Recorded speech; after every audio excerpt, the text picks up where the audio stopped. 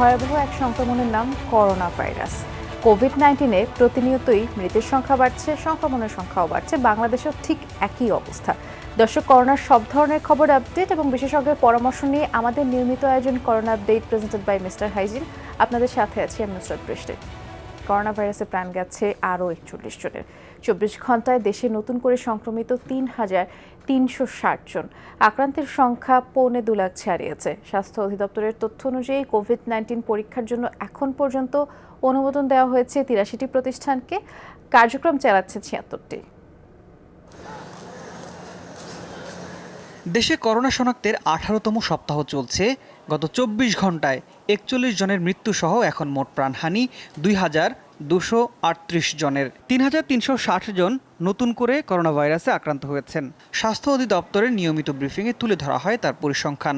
76টি পরীক্ষাগারের নমুনা সংগ্রহ হয়েছে। ব্রিফিংয়ে জানানো হয় 24 ঘন্টায় নমুনা পরীক্ষা হয়েছে 15,632টি। পরীক্ষার অনুপাতে শনাক্তের হার প্রায় 21.49%। শনাক্ত হয়েছে 3,360 জন। এ পর্যন্ত কোভিড-19 পজিটিভ শনাক্ত হয়েছেন 1,75,494 জন। 24 ঘন্টায় মৃত্যুবরণ করেছেন 41 জন এবং এ পর্যন্ত 2,238 জন। এদিন সুস্থ হয়েছেন 3,706 জন। সুস্থতার হার 48.17%। স্বাস্থ্য অধিদপ্তরের অতিরিক্ত মহাপরিচালক জানান, অনুমোদন পাওয়া 83টি প্রতিষ্ঠানের মধ্যে 76টিতে করোনা শনাক্তের কার্যক্রম চলছে। বাকি 7টিও খুব শিগগিরই নমুনা সংগ্রহের কাজ শুরু করবে। 21টি প্রাইভেট হসপিটালের পিসিআর ল্যাবকে অ্যাপ্রুভাল দেওয়া হয়েছে বা অনুমোদন দেওয়া হয়েছে, তবে 19টি কার্যক্রম চালাচ্ছে। 2টি এখনো চালায় না। মেশিন আসার দেরি হওয়ার কারণে তারা শুরু করতে পারছে না, তবে অতি দ্রুতই তারা শুরু করবে। শাহাদাত হোসেন, যমুনা নিউজ, ঢাকা। একই মানুষের দ্বিতীয়বার কোভিড-19 বা করোনায় আক্রান্তের ঝুঁকি নেই বলে মনে করেন ডক্টর বিজন কুমার শীল। ঢাকায় করোনা সংক্রমণের পিক বা সর্বোচ্চ মাত্রা পার হয়ে গেছে দাবি করে এই গবেষক বলছেন, আর ভুল না করলে খুব বেশি মানুষ সংক্রমিত হবে না রাজধানীতে। তার মতে, পরিবারের কেউ কোভিডে আক্রান্ত হলে বাকিদেরও অ্যান্টিবডি তৈরি হচ্ছে। তার পরামর্শ, প্রকৃত অবস্থা জানতে অ্যান্টিবডি টেস্ট করতে হবে দ্রুতই। কথা বলেছেন আমাদের সহকর্মী মাহফুজ মিশু। করোনা সংক্রমণের 4 মাসের মাথায় যেন আবারও আগের রূপে ফিরতে শুরু করেছে ঢাকা। রাস্তাঘাট, যানবাহন, বাজারে সাধারণের আচরণ দেখে মনে হতে পারে কোভিডের ভয় কেটে গেছে মানুষের। এসব উদাহরণ টেনে ডক্টর বিজন বলছেন, সংক্রমণের বড় ধাক্কা পার করে ফেলেছে রাজধানীবাসী। ঢাকার সাথে কিন্তু রাজশাহী তুলনা হবে না, আবার রাজশাহীর সাথে কিন্তু চিটাগাংয়ের তুলনা করা যাবে না। ঢাকা আমি যতদূর মনে করি, আমার যে অবজারভেশন আছে, আমার যে স্টাডি আছে, তাতে আমি মনে করি ঢাকাতে পিক পার হয়ে গেছে, অনেকটা কমে আসবে। প্রশ্ন আসে, একই মানুষ একাধিকবার কোভিডে আক্রান্ত হতে পারে কিনা। একবার যদি কারো কেউ রিকভার করে, সেটা ডাইরেক্ট ইনফেকশন হোক, সংস্পর্শে হোক, সে যদি অ্যান্টিবডি ডেভেলপ করে, তার মেমোরি সেল যদি ডেভেলপ হয়, তাহলে তার দ্বিতীয়বার ইনফেকশন হওয়ার কোনো সম্ভাবনা নাই। সপ্তাহখানেক ধরে কমছে করোনা পরীক্ষার সংখ্যাও। ফি নির্ধারণ করাই এই হারে নিম্নগতি কিনা সেই প্রশ্নও আছে। তবে ডক্টর বিজনের ধারণা, এরই মধ্যে অ্যান্টিবডি তৈরি হয়েছে অনেকের মধ্যেই। আমাদের কিছু স্টাডি আছে, আমরা বেশ কয়েকটি ফ্যামিলির থেকে অনুরোধ পেয়েছিলাম, তাদের কিন্তু আমরা রক্ত নমুনা টেস্ট করে দেখেছি যে ফ্যামিলিতে একজন বা দুজন ইনফেক্টেড হয়েছে, বাকি সমস্ত ফ্যামিলি মেম্বারদের মধ্যে কিন্তু অ্যান্টিবডি চলে আসছে এবং তারা জানে না যে তাদের ইনফেকশন হয়েছে। খুব সামান্য একটি জ্বর বা কাশি বা পরিবেশন এসেছে। সংক্রমণের গতি প্রকৃতি সহ প্রকৃত অবস্থা জানতে র্যাপিড টেস্টের তাগিদ তাঁর। আর নিজেদের উদ্ভাবিত কিটের অনুমোদন নিয়েও দারুণ আশাবাদী তিনি।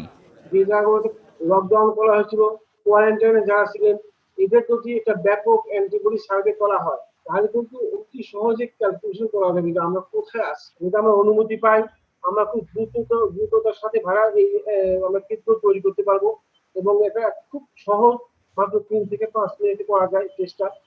সেই সাথে নীতি ও পরিকল্পনায় নতুন কোনো ভুল না করার পরামর্শ এই বিজ্ঞানীর। নিজস্ব ভ্যাকসিন, আমার বিশ্বাস ওনারা হয়তো স্বল্প দামে আমাদের দিতে পারবেন। মাহফুজ মিশু, যমুনা নিউজ, ঢাকা।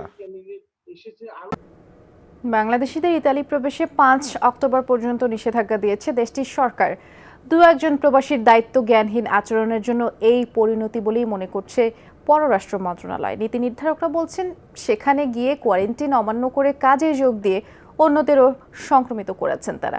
আর তাদের এমন আচরণে বিব্রত বাংলাদেশ। ইতালির পররাষ্ট্র মন্ত্রণালয় যোগাযোগ করে কিছু বাংলাদেশের এমন আচরণকে ক্ষমা সুন্দর দৃষ্টিতে দেখারও অনুরোধ জানিয়েছে সরকার। সহকর্মী মাহফুজ মিশুর আরেকটি রিপোর্ট।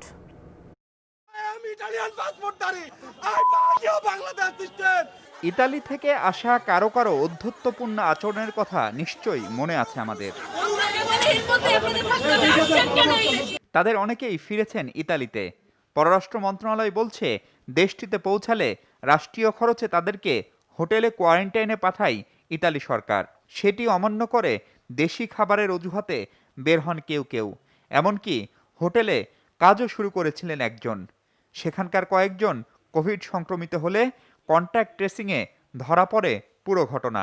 সামান্য সংখ্যক বাংলাদেশির নিয়ন্ত্রণহীন আচরণ এবং তাদের বোকামি এবং তাদের এই অ্যারোগেন্স, যেটা কোভিডে বাংলাদেশ আক্রান্ত হওয়ার শুরুতে যে আচরণটি আমরা দেখেছিলাম, ঠিক একই ধরনের কিছু সংখ্যক মানুষের আচরণ তারা ইটালিতে ফিরে গিয়েও করেছেন এবং এই কারণে ইটালি সরকার এই সিদ্ধান্তটি।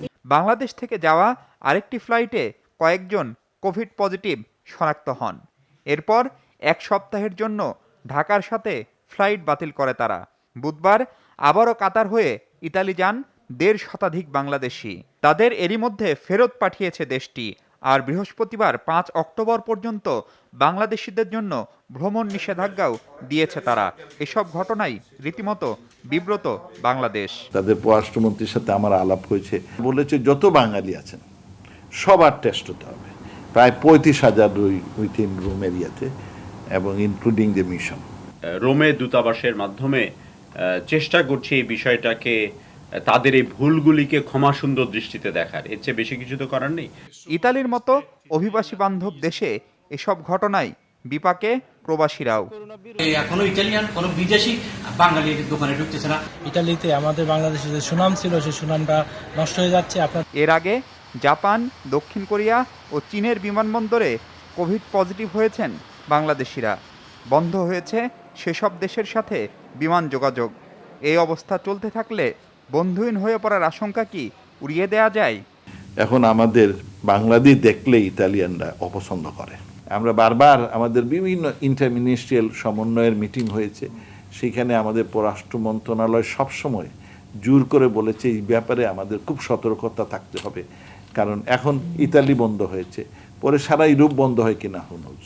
যারা এই অবৈধ কর্মকাণ্ডে জড়িত থাকবেন, অবৈধভাবে যাবেন, তারা বাংলাদেশে ফিরে আসার পরে তাদেরকেও আইনের মুখোমুখি করানো।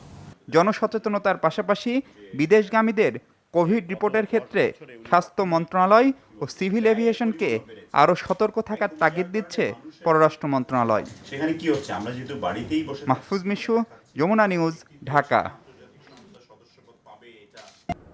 দুর্নীতির মূলোৎপাটন বেশ কঠিন, তারপরও চেষ্টা করে যাচ্ছে সরকার। সংসদের বাজেট অধিবেশনের সমাপনী বক্তব্যে এই কথা বলেছেন প্রধানমন্ত্রী শেখ হাসিনা। স্বাস্থ্য খাতে দুর্নীতি নিয়ে বিরোধী দলীয় উপনেতার প্রশ্নের উত্তরে প্রধানমন্ত্রী বলেছেন, সরকারি দুর্নীতিবাজদের ধরছে, আইনের আওতায় আনছে। স্বাস্থ্যবিধি মেনে চলতে সবার প্রতি আহ্বান জানিয়েছেন শেখ হাসিনা। বলেছেন, এবারের বাজেট পুরোপুরি বাস্তবায়ন সম্ভব হবে না, তবে তা অর্থনৈতিক অগ্রগতিতে ভূমিকা রাখবে। মাননীয় প্রধানমন্ত্রী প্রতিদিন ঠিক সময়ে, কোনো দিন সময়ের আগেই সংসদে উপস্থিত হয়েছেন। নিজে ব্যক্তিগতভাবে নিজের সচিবালয় ও সংশ্লিষ্ট সকল বিভাগের প্রস্তাব উত্থাপন করেছেন, যেটা আমাদের সংসদীয় ইতিহাসে বিরল। বাজেট অধিবেশনের সমাপনী বক্তব্যে সংসদ নেতাকে ধন্যবাদ জানান জিএম কাদের। তবে মহামারীর বিস্তার প্রতিরোধে স্বাস্থ্য বিভাগের ব্যর্থতার সমালোচনাও করেন। তারা কিভাবে পরীক্ষা রিপোর্ট ও রোগী ভর্তির অনুমোদন লাভ করলো? বলেন, সময়মতো ব্যবস্থা নিলে করোনার বিস্তার কমানো যেত।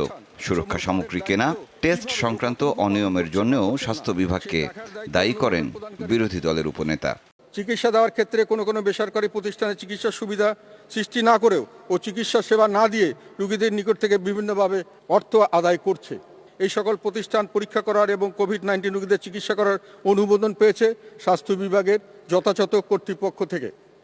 জবাবে সংসদ নেতা প্রধানমন্ত্রী বলেন, করোনা মোকাবেলায় সর্বোচ্চ চেষ্টা করেছে সরকার, আর সেজন্য আর্থিক বরাদ্দে কোনো কার্পণ্য করা হয়নি। আর এ নিয়ে যে দুর্নীতির অভিযোগ আসছে তার বিরুদ্ধেও ব্যবস্থা নিচ্ছে সরকারই। এই বীজগুলি, দুর্নীতির বীজ, অনিয়মের বীজটা বপন করেছে আপনি, এটা তো মহিলা হয়ে গেছে। আপনি যতই কাটেন আবার কোথা থেকে গজিয়ে ওঠে, কারণ মানুষের চরিত্রটাই নষ্ট করে দিয়েছে। দীর্ঘদিন ধরে চলে আসা দুর্নীতি সমাজের রন্ধ্রে রন্ধ্রে মিশে আছে, তাই এই চক্রের মূলোৎপাটন বেশ কঠিন। শেখ হাসিনা বলেন, তারপরও চেষ্টা চলছে। আজকে যে খবরগুলি পাচ্ছেন বা যে যা বলছেন, এটা কারা করছে? আওয়ামী লীগ সরকার আসার পর কে কোন দলের সেটা বড় কথা না, কে এই ধরনের দুর্নীতির সাথে জড়িত, অনিয়মের সাথে জড়িত, আমরা যাকেই পাচ্ছি, যেখানেই পাচ্ছি আমরা ধরছি। টেস্ট ও চিকিৎসায় ঝুঁকি নিয়ে যারা কাজ করছেন সেসব পেশাজীবীদের ধন্যবাদ জানান প্রধানমন্ত্রী। বলেন, করোনা মোকাবেলায় সরকারের সঙ্গে কাঁধে কাঁধ মিলিয়ে কাজ করছে বাংলাদেশ আওয়ামী লীগ ও সহযোগী সংগঠনগুলো। সরকারিভাবে যেমন দিচ্ছি, আবার দলীয়ভাবেও কিন্তু আমরা সমানভাবে মানুষের পাশে দাঁড়িয়ে সাহায্য করে যাচ্ছি, এবং এটাই আওয়ামী লীগ। সংসদ নেতা বলেন, মহামারীর মধ্যেই বাজেট অধিবেশন ডাকা হয়েছে। উদ্দেশ্য ছিল দেশের অর্থনৈতিক অগ্রগতি ধরে রাখা। মাননীয় স্পিকার, বাজেট আমরা ইতিমধ্যে বাজেট বাস্তবায়নের কাজ আমরা শুরু করে দিয়েছি। মহসিনুল হাকিম, যমুনা নিউজ, ঢাকা। দুঃসময়টা থাকবে না। দেশে করোনা রোগী শনাক্ত হওয়ার পর যে ব্যবস্থা নেওয়া উচিত ছিল স্বাস্থ্য বিভাগ তা নেয়নি বলে সংসদে অভিযোগ করেছেন বিরোধী দলীয় উপনেতা জিএম কাদের। বাজেট অধিবেশনের সমাপনী বক্তব্যে জিএম কাদের বলেছেন, সময় মতো পর্যাপ্ত সংখ্যক মানুষকে করোনা টেস্টের আওতায় আনলে সংক্রমণ অনেকটাই ঠেকানো যেত। দেশে এখনও আইসিইউ ও পরীক্ষাগারের সংখ্যা পর্যাপ্ত নয়। স্বাস্থ্য সুরক্ষা নিশ্চিতে যে পরিমাণে সামগ্রী সরবরাহ করা দরকার ছিল তা নিশ্চিত করা যায়নি। আবার যেগুলো সরবরাহ করা হয়েছে তার অনেকগুলোই নিম্নমানের ছিল বলে অভিযোগ করেন জাতীয় পার্টির চেয়ারম্যান। দেশে লকডাউন কার্যকর হয়নি বলেও মন্তব্য করেছেন তিনি। চীনে সর্বপ্রথম করোনা উপস্থিতি ও বিস্তার শেষ পর্যন্ত বাংলাদেশে পৌঁছতে সময় লেগেছে 3.5 মাস। সেই একই সময় রাজধানী ঢাকার বিভিন্ন স্থানে এবং বিভাগীয় শহরগুলিতে ও পর্যায়ক্রমে জেলা শহরগুলিতে পর্যন্ত করোনা শনাক্তকরণের পরীক্ষা স্থাপনের কার্যক্রম যদি চালু করা যেত, রোগ শনাক্তকরণ সুবিধা সহজলভ্য করা সম্ভব করতে পারতাম। যে কোনো অনিয়ম ও দুর্নীতির বিরুদ্ধে সরকার কঠোর অবস্থানে রয়েছে বলে জানিয়েছেন আওয়ামী লীগের সাধারণ সম্পাদক ওবায়দুল কাদের। সকালে ধানমন্ডিতে আওয়ামী লীগ সভাপতির রাজনৈতিক কার্যালয়ে একটি অনুষ্ঠানে ভিডিও কনফারেন্সের মাধ্যমে যোগ দেন তিনি। বলেন, হাসপাতালে নমুনা পরীক্ষার ভুয়া সনদ, প্লাজমা ডোনেশন, সুরক্ষা সামগ্রী ক্রয়, হাসপাতালে যন্ত্রপাতি সংগ্রহ সহ স্বাস্থ্য খাতে অনিয়মের বিরুদ্ধে অভিযান অব্যাহত থাকবে। অপরাধীর কোনো দলীয় পরিচয় নেই, যতই ক্ষমতাধর হোক তাকে আইনের আওতায় আনা হবে। আওয়ামী লীগ সাধারণ সম্পাদক হুঁশিয়ার করেন, যারা জনগণের অসহায়ত্ব নিয়ে প্রতারণা করছে তাদের বিরুদ্ধে সরকার জিরো টলারেন্স নীতিতে অটল। চিকিৎসা ব্যবস্থা নিয়ে যারা অশুভ চক্র প্রতারণা করছে তাদের বিরুদ্ধে অভিযান চলছে। এ সকল অনিয়ম বাহির থেকে কেউ ধরিয়ে দেননি, সরকার নিজ উদ্যোগেই শুরু করেছে। স্বাস্থ্য খাতের নানান অনিয়মের বিরুদ্ধে শেখ হাসিনা সরকার শুদ্ধি অভিযান শুরু করেছেন। এ অভিযান অব্যাহত থাকবে। একটা বিরতিতে যাচ্ছি, আপনারা দেখছেন corona update presented by mister hygiene. ফিরছি এক্ষুনি, সাথে থাকুন।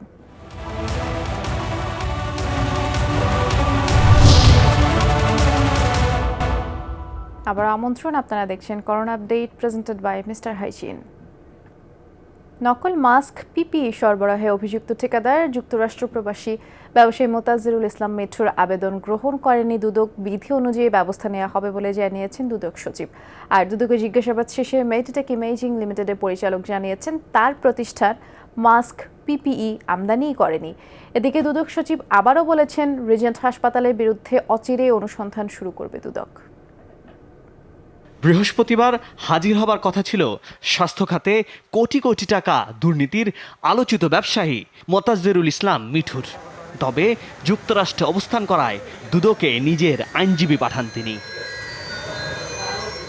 জবাবপত্রে নিজেকে নির্দোষ দাবি করেন, বলেন Dhaka central international medical college and হসপিটালের চেয়ারম্যান তিনি নন। জবাবে তিনি আরও বলেন, লেক্সিকন মার্চেন্টাইজ ও টেকনোট্রেড লিমিটেড নিম্নমানের মাস্ক ও ও অন্যান্য সরঞ্জাম কখনো আমদানি বা সরবরাহ করেনি। পুরো জবাবপত্রে নিজের দুর্নীতির অভিযোগ অস্বীকার করেন মিঠু, বলেন সমস্ত অভিযোগ মিথ্যা। 2015 সাল থেকে যুক্তরাষ্ট্রে ফ্যামিলির সাথে স্থায়ীভাবে বসবাস করতেছে এবং 5 বছরে উনি বাংলাদেশের কোনোবারই এক মাসের বেশি কখনো থাকেনি এবং যদি আসতে বাচ্চাদের ছুটির কারণে আসতো এবং চলে যেত। আর উনি শারীরিকভাবে অসুস্থ থাকার কারণে উনি আমাদের কাছে স্ক্যান করে পাঠাইছে, আমরা মোটামুটি ওটা জমা দিচ্ছি, এখানে আমাদের কাছ থেকে রাখছে। তলবে আরও আসেন মেডিটেক ইমেজিং লিমিটেডের পরিচালক হুমায়ুন কবির।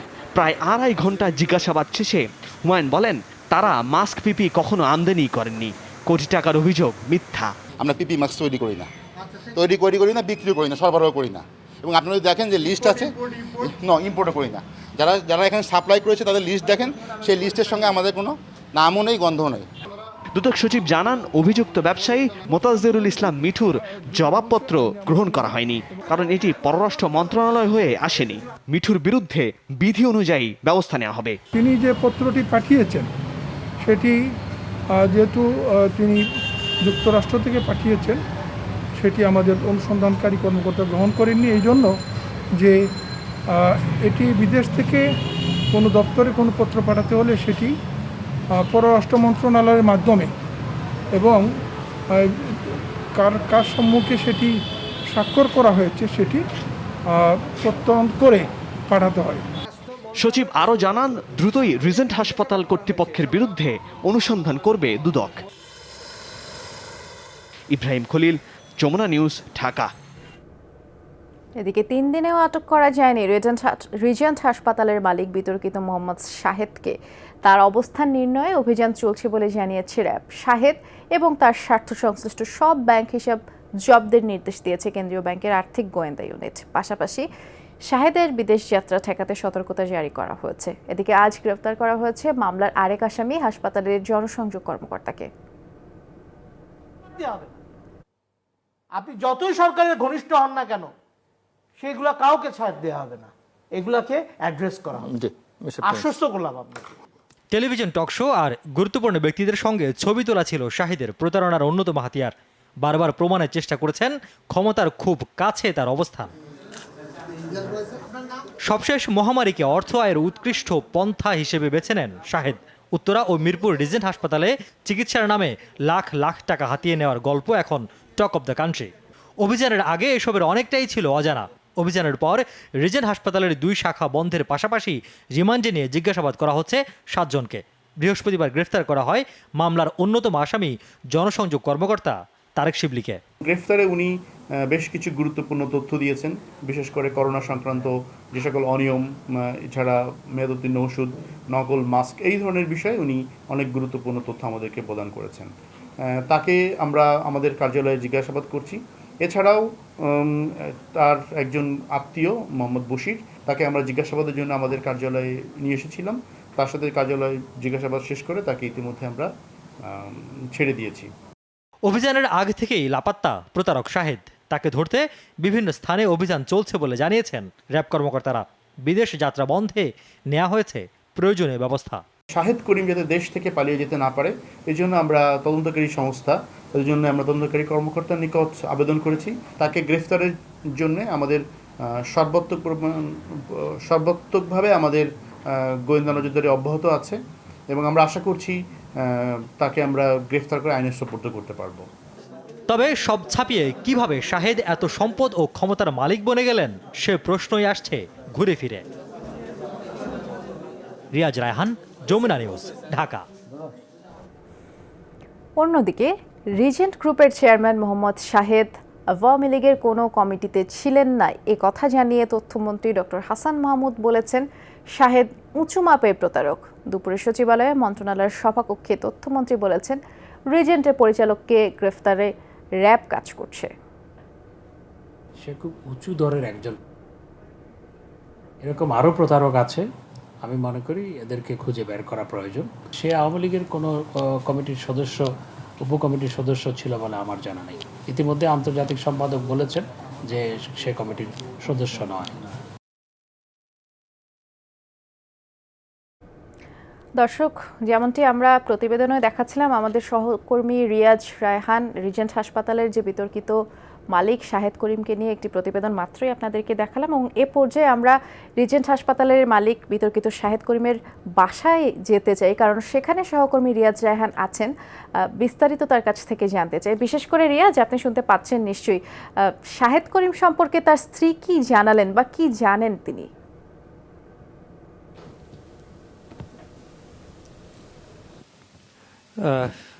আমরা এসেছি বনানী ওল্ড হচ্ছে তার বাসায়, এবং সেখানে আমরা জানতে চেষ্টা করছি যে তার স্ত্রীর সাথে আসলে এখনো কোনো যোগাযোগ আছে কিনা, বা তিনি আসলে তার অবস্থান সম্পর্কে কতটুকু জানেন, বা তার যে কার্যকলাপ যেটির কারণে রিজেন্ট হাসপাতালটি বন্ধ করে দেওয়া হয়েছে সে বিষয়ে তিনি কতটুকু জানেন।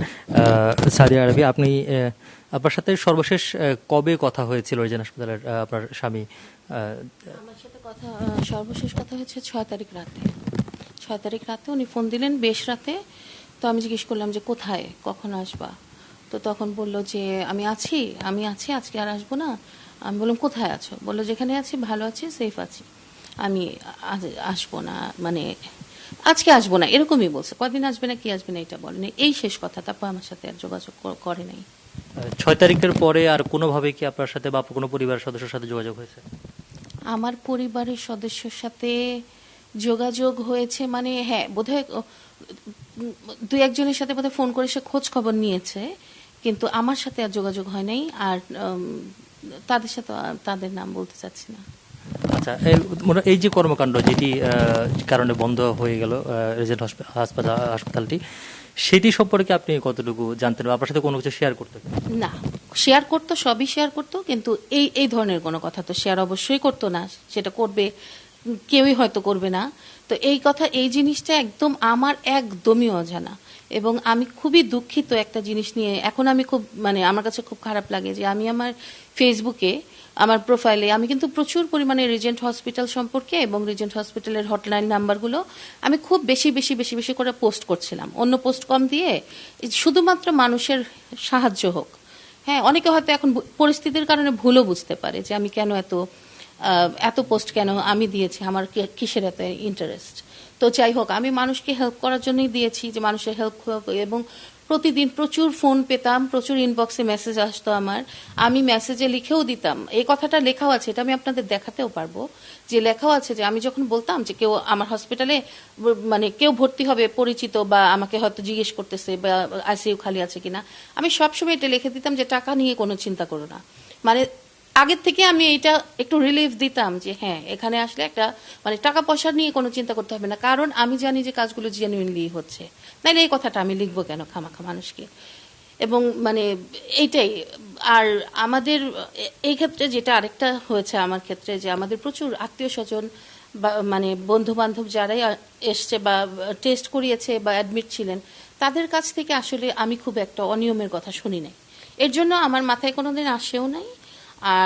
আর তাছাড়া উপর দিয়ে যেটা দেখেছি সেটা তো আমি খুব ভালো কিছুই আসলে দেখেছি। ওই ভিতরে কি হচ্ছে ওইগুলি আসলে আমি একদমই অজানা।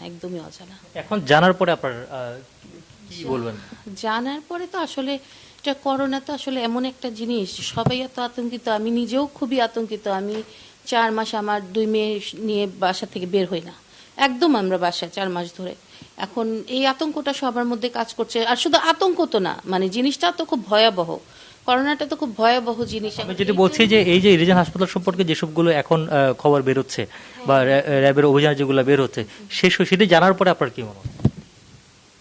এখন কি মনে হবে বলেন? আমি মানে আমরা আসলে খুবই শকড, কারণ আমরাও তো জানতাম না। আমরাও কিন্তু টিভিতে, আপনারা যেমন টিভিতে দেখেছেন, আমরাও টিভিতেই দেখেছি যে এই ধরনের কোনো ঘটনা যে ভিতরে থাকতে পারে বা এটার সাথে যে কেউ জড়িত থাকতে পারে, এই ধরনের কিছু তো আসলে আমাদের চিন্তারই বাইরে। আর বিশেষ করে করোনার মতো একটা ইস্যু নিয়ে এখানে যে কোনো ভিতরে কোনো ফেক কিছু থাকবে, এটা তো কখনোই চিন্তা করে নেই। তাহলে যেহেতু এই ঘটনাটি ঘটেছে, এখন আপনার স্বামী এর সাথে জড়িত হয়ে গেছে বা তাকে র্যাব প্রধান অভিযুক্ত বলছেন, সেক্ষেত্রে তার শাস্তি হওয়া উচিত কিনা, বা আপনি এইসব বিষয়ে বা আইনগত প্রক্রিয়ার বিষয়ে কিছু বলবেন? আইনগত প্রক্রিয়ার বিষয় তো আসলে আমি বলতেই পারবো না। আর শাস্তির ব্যাপারটা এখন আমি বললেও শাস্তি হবে, না বললেও শাস্তি হবে, যদি সে করে থাকে কাজটা। যে সেটা যখন মানে যদি ওইভাবে প্রুভ হয়, তাহলে শাস্তি তো এমনিতেই আসলে হবে। আর এটা রাষ্ট্র যা ডিসিশন নেয় সেটাই, এক্ষেত্রে আমাদের আর বলার কি থাকে? ধন্যবাদ। শুনছিলেন সাদি আরবি, যিনি শাহিদ করিমের স্ত্রী, তিনি বলছিলেন যে তার সাথে এখন পর্যন্ত 6 তারিখের পর থেকে কোনো যোগাযোগ হয়নি এবং এই বিষয়টি আইনগতভাবেই সুরাহা দিয়েছেন। রিয়াজ, ধন্যবাদ। আপনার মাধ্যমে আমরা শুনছিলাম। দর্শক, আমাদের সহকর্মী রিয়াজ রায়হান শাহিদ করিমের বাসা থেকে যোগ দিয়েছিলেন, তার স্ত্রী কথা বলছিলেন। ঠান্ডা বা গরম কিছু খেলে দাঁতে যে শিরশিরে অনুভূতি হয়, সেটাই দাঁতের সেনসিটিভিটি। দ্রুত সমাধান না করলে এটি আরও গুরুতর হতে পারে। ডেন্টিস্টরা সেন্সোডাইন ব্যবহারের পরামর্শ দেন, কারণ সেন্সোডাইন দাঁতের শিরশিরে অনুভূতি থেকে আরাম দেয়। আমরা আবারও একটা বিরতিতে যাচ্ছি। আপনারা দেখছেন corona update presented by mister hygiene. ফিরছি এক্ষুনি।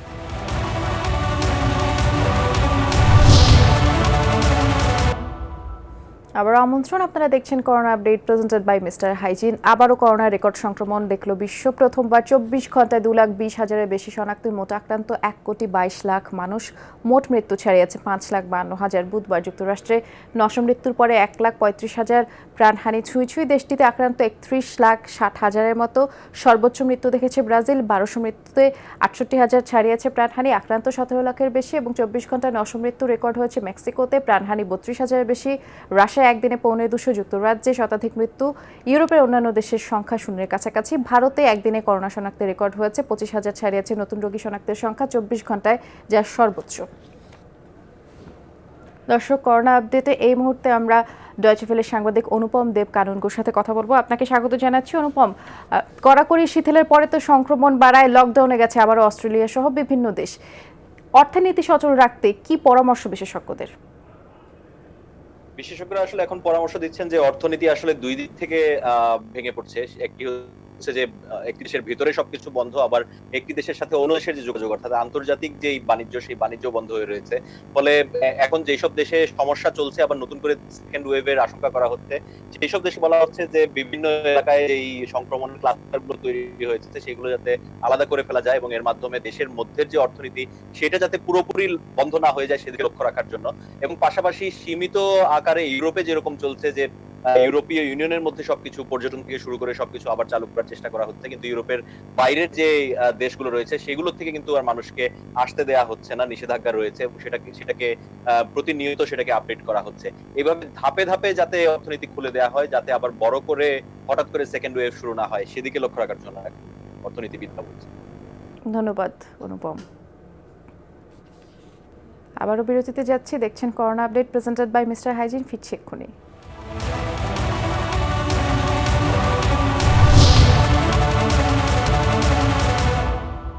আবারও আমন্ত্রণ, আপনারা দেখছেন corona update presented by mister hygiene. জ্বর, সর্দি, কাশি এবং শ্বাসকষ্টে কুমিল্লায় গেল 24 ঘন্টায় 7 জন মারা গেছেন। সকালে বিষয়টি নিশ্চিত করেন কুমিল্লা মেডিকেল কলেজ হাসপাতালের সহকারী সার্জন ডাক্তার ইশতিয়াক চৌধুরী। তিনি জানান, চিকিৎসাধীন অবস্থায় করোনা ইউনিটের আইসোলেশন ওয়ার্ডে তারা মারা গেছেন। এদের মধ্যে 3 জন নারী, যাদের বয়স 60-এর ঘরে। মৃতদের নমুনা সংগ্রহ করেছে স্বাস্থ্য বিভাগের কর্মীরা। এদিকে জ্বর, শ্বাসকষ্ট নিয়ে রাজশাহী মেডিকেল কলেজ হাসপাতালে চিকিৎসাধীন অবস্থায় মারা গেছেন 65 বছর বয়সী এক চিকিৎসক। বুধবার দুপুরে হাসপাতালে করোনা ওয়ার্ডে তাকে ভর্তি করা হয়। মৃত্যুর পরে নমুনা সংগ্রহ করা হয়েছে। নির্দেশনা মেনেই স্বাস্থ্যবিধি মেনে দাহ করা হয়েছে। মাদারীপুরের শিবচরে 20 শয্যার বিশেষায়িত করোনা আইসোলেশন সেন্টারের উদ্বোধন হয়েছে দুপুরে। দক্ষিণ বহেরাতলা হাজী আবুল কাশেম উকিল মা শিশু কল্যাণ কেন্দ্রকে বিশেষায়িত আইসোলেশন কেন্দ্র হিসেবে উদ্বোধন করেন জেলা প্রশাসক ডক্টর রহিমা খাতুন। স্থানীয় সংসদ সদস্য ও চিফ হুইপ নুরি আলম চৌধুরীর অর্থায়নে আইসোলেশন সেন্টারটিতে high flow nasal cannula therapy system, oxygen generator, pulse oximeter, infrared thermometer, oxygen cylinder সংযোজন করা হয়েছে।